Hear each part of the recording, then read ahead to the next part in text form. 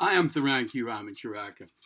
On the subject of mass consciousness control, mind control, perception manipulation, belief control. In other words, what I call consciousness hijacking. In this video, we'll focus on media's role in it, but we will also be a little bit more general as well. At the end, I will show you where to find some things that you can do to protect the sovereignty of your own consciousness and your personal development to go with it. Now, here in this video, I am going to present to you 3 videos from High Impact Flicks. On your screen, you will be able to see where these sources are, where these videos come from. Let's start with High Impact Flicks. This is how easy it is to control mass perceptions and behaviors. Here we go. The world is a really big place, and there are a lot of people on it. No kidding, right? But the near incomprehensible number of humans on the planet allows for mass manipulation and deception.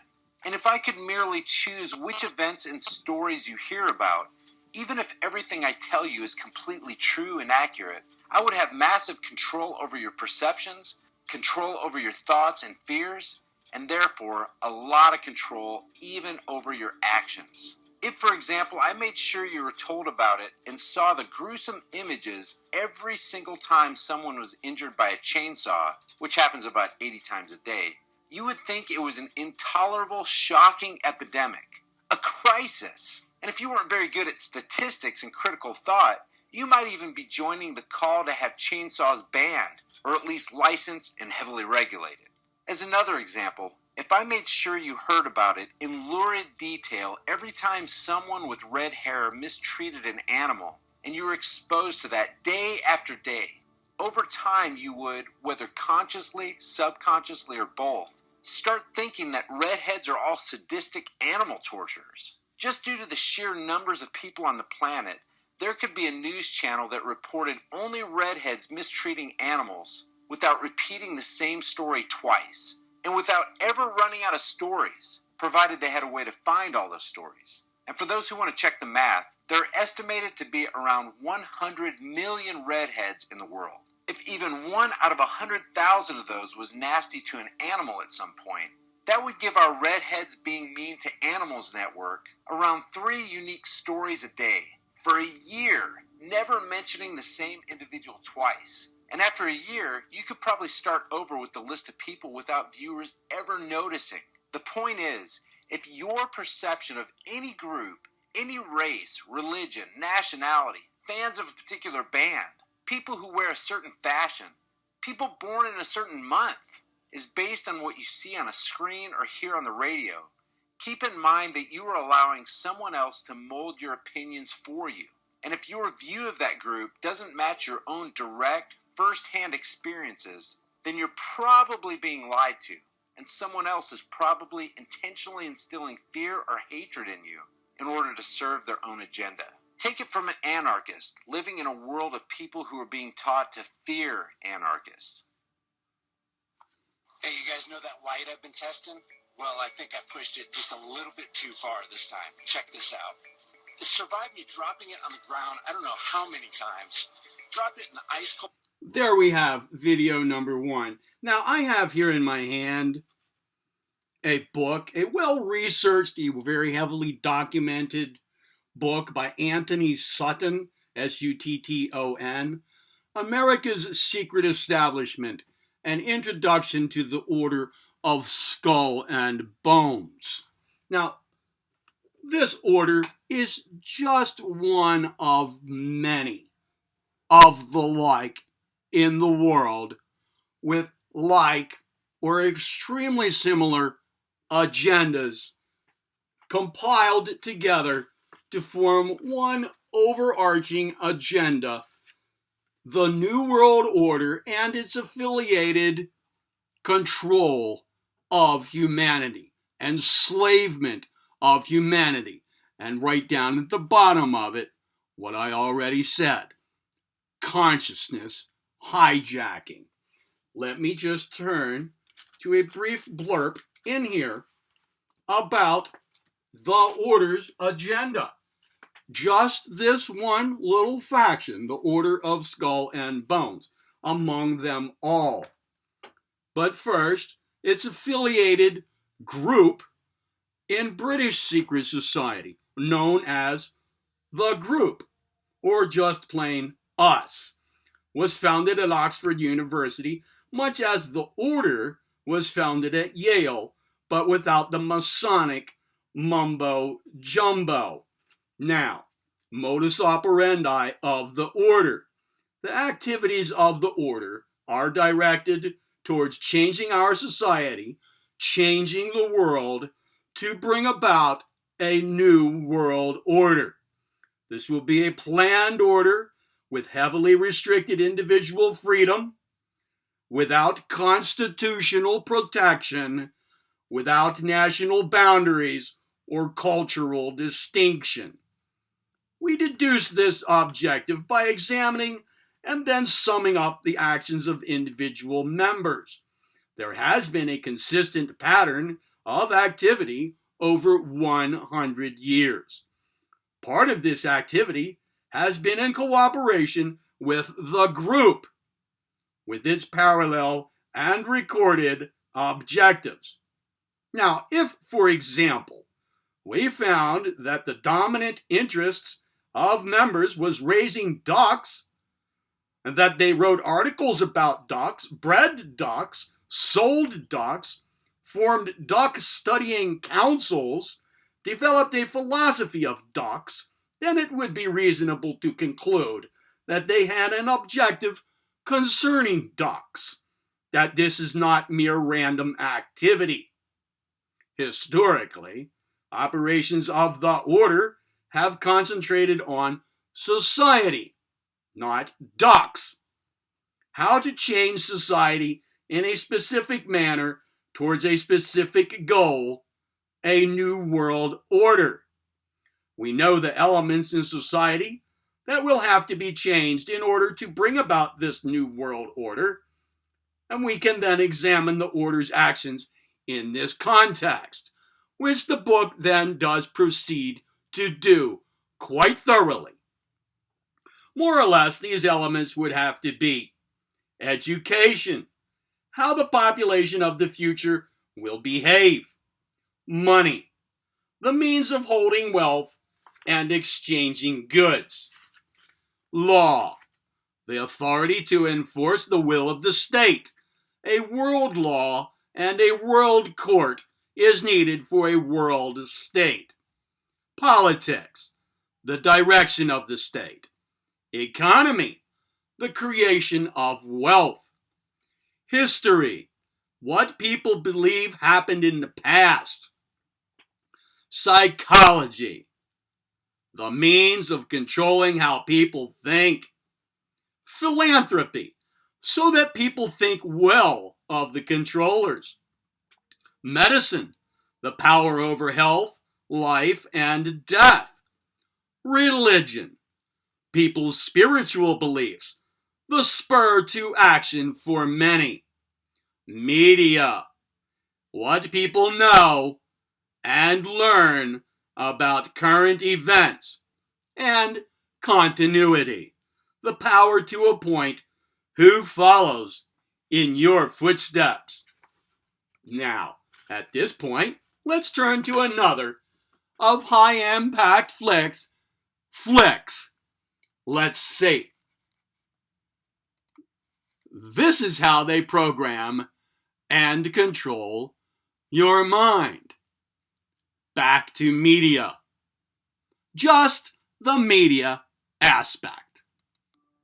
Okay guys, as you watch this video, I want you to become very familiar with two terms. Now most of you are probably already familiar with them, but I want you to listen to them with new ears. The first one is conspiracy theory. It's a hypothesis that suggests that two or more persons or an organization have conspired to cause or cover up through secret planning and deliberate action an event or situation typically regarded as illegal or harmful. In short, it's a derogatory title used by mainstreamers to dismiss critical thinkers who don't buy into any official government or lamestream media source or story. Government officials and mainstream analysts make a habit out of subtly mocking conspiracy theorists. Where young people have no education, they are more vulnerable to conspiracy theories and radical ideas because it's not tested against anything else. They've got nothing to weigh. Let us never tolerate outrageous conspiracy theories concerning the attacks of September the 11th. Malicious lies that attempt to shift the blame away from the terrorists themselves. This notion of a conspiracy out there, and it gets wrapped up in concerns about the federal government. Now, there's a long history of that. That's in our DNA. The United States was born suspicious of some distant authority. But let me just jump in. Is it fair to call it a conspiracy? I mean, well, yeah. A lot of people really believe this deeply, that they just don't. No. They just don't trust you. I'm sorry, Cooper. Yes, it is fair to call it a conspiracy. What are you saying? Are you suggesting that the notion that we are creating a plot to take everybody's guns away so that we can impose martial law but there's certainly is a lot of conspiracy? Yes, that is a conspiracy. I would hope that you would agree with that. Is that controversial? Except on some websites around the country? There are certainly a lot of people who just have a fundamental distrust that you do not want to go further and further and further down this road. Look, I mean, I'm only going to be here for another year. I don't know. When would I have started on this enterprise?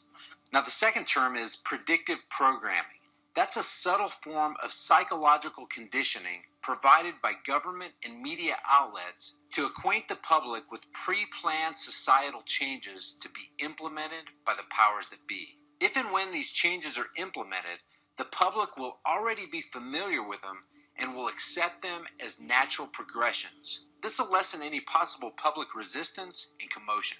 Here's a couple of examples of predictive programming. In the upper right-hand corner, you'll see the dates the predictions were aired to the public. It's gonna knock down the towers. Bad news, Master Splinter. All we know is it had something to do with the Twin Towers. What's that? Look! It's the towers! They're falling!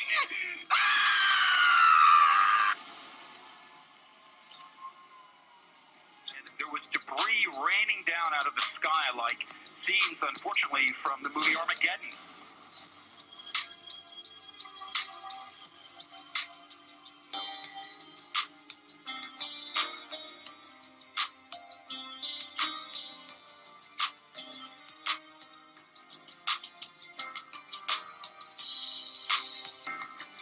The victims were in airplanes or they responded with the best of America.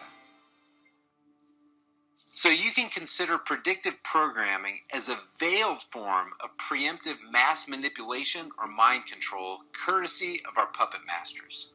It's a subtle brainwashing. But sometimes the handlers will allow their puppets to just come out and say they want to brainwash you. I've also asked the school board to make a part of every day some kind of anti-violence, anti-gun message. Every day, every school, at every level. One thing that I think is clear with young people and with adults as well is that we just have to be repetitive about this. It's not enough to simply have a catchy ad on a Monday and then only do it every Monday. We need to do this every day of the week and just really brainwash people into thinking about guns in a vastly different way. And just really brainwash people. At other times, it's not so obvious. And I want to take a closer look at the White House Correspondents' Dinner and check out what Obama said in his humorous little speech to see if some of the things he said would qualify as predictive programming seeds that he attempted to sow in the minds of his listeners. And of course, those who attempt to use their minds see beyond his humor and just take the guy for what he said. Well, I guess those would be the critical thinking conspiracy theorists who deserve to be shunned by all of humanity just for exercising great distrust and the corrupt government psychopaths who want to continue to steal your wealth and rule the world.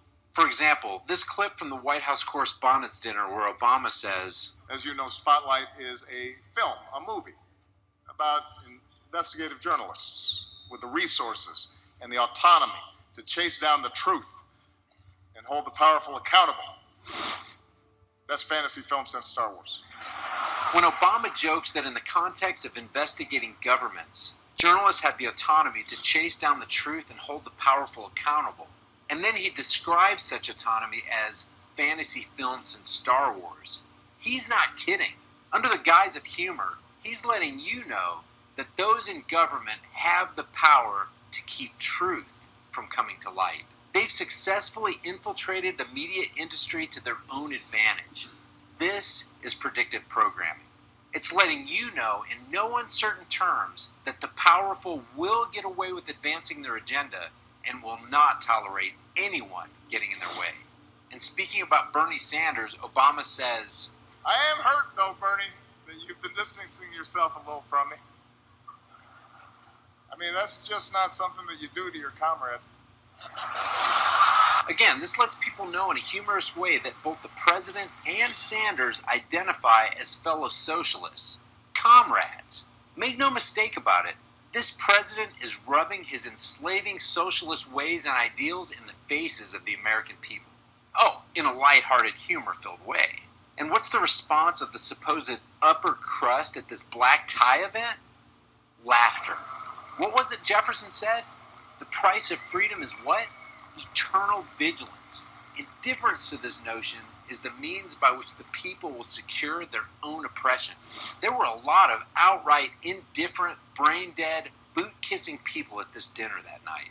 But Obama's predictive programming coup de grace of the evening was his unbelievably disgusting joke about the Red Wedding.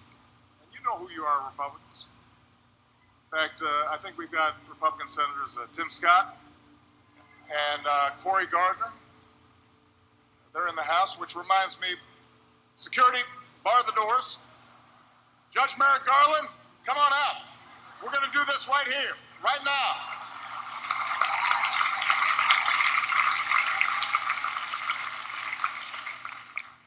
It's like the Red Wedding. A red wedding is an allusion to the insanely bloody massacre that took place in the Game of Thrones. Now watch Obama's serious face against the backdrop of the gruesome Red Wedding massacre scene in this film, and listen to the laughter of the audience as the unthinkable is uttered by the highest official in the land. They're in the House, which reminds me, security, bar the doors.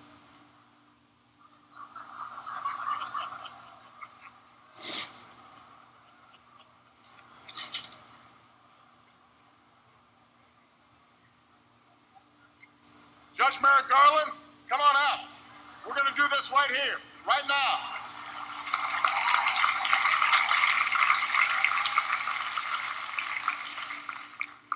It's like the Red Wedding.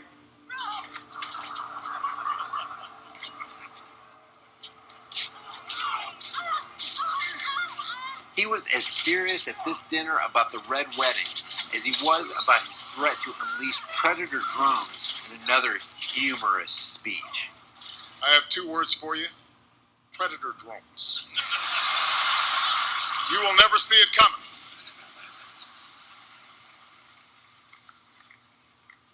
You think I'm joking? Guys, let's break this down. First of all, Merrick Garland is Obama's nominee as the Associate Justice to the Supreme Court to fill the vacancy created by the death of Scalia, who many speculate was murdered in order to clear that position. Now, a lot of people would tell me to lighten up, that the president was just joking. Brian, stop taking things so seriously. Don't be paranoid. Call me crazy, but under no circumstances and in no context could such an evil joke ever be considered appropriate by any sane audience. This guy who claims to be our president is very serious about this. So what do you guys think? Was this White House Correspondents' Dinner a predictive programming propaganda piece that the powers that be will use to unleash upon an unsuspecting American population? Or was it just a humorous little lighthearted dinner that really meant nothing? And as for the reporters that were there, my take is this. Journalism's job is to speak truth to power, not to sit at its table, refill its glass, and laugh at its jokes. Americans, you better wake up, because the sand in your hourglass is getting dangerously low. That was video number 2. We'll move on to number 3 in a moment. It will be, no, this is not satire. Yes, your jaw will drop. However, if you are already aware of most of this sort of thing, then perhaps your jaw will not drop. However, please hang in there with me. There's more to come in this video that still may be in your interests. I recently received a comment to my video about Obama having effectively signed away free speech by federalizing all media. The comment was, well, if this were true, well, it would be blasted across in all the media now, wouldn't it? Well, my reply back to that included my statement that, well, apparently then it has not been already blasted or as of yet blasted in the mainstream media, which would only help to support the point. Those who believe that if it's not in the news, and by the news, they generally mean, when they say the news, they mean the mainstream media. If it's not there, then it's not happening. And if it is there, then, well, regardless of beliefs, that the mainstream media is controlled by one of the two sides of the political aisle in the United States of the country, well, that's still, nonetheless, because of our socialized programming of our perceptions and beliefs throughout our lives, from all corners, at all angles, all of our lives, well then, if it's in the news, it must be true. And what's in the news must be the whole story. Let's move on, with that having been said, to the third. No, this is not satire. Yes, your jaw will drop. What you're about perhaps. to see is not satire. It's not an Onion Network comedy piece or a Saturday Night Live skit designed to poke fun at real life, events, and people. It's not meant to make you laugh. What you're going to see is meant to be taken serious and factual. What you're going to see is an unapologetic, unremorseful, sold-out, hypocritical, discredited news actor who has no soul, no moral compass, and is known to be a sociopathic liar. And this, folks, will be just one example of the news lies in the larger scope or under the umbrella of media, which is, as I've said, just one avenue of brainwashing, consciousness hijacking, perception and belief control over the public, perpetrated by just at least one of the factions whose agendas are to do exactly these sorts of things for the purpose of human enslavement. Just one. Here we go.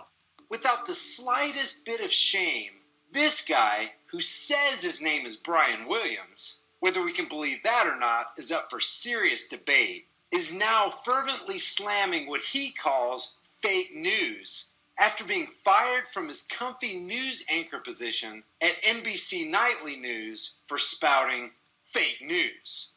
Get your hand ready to catch your jaw as I play this clip.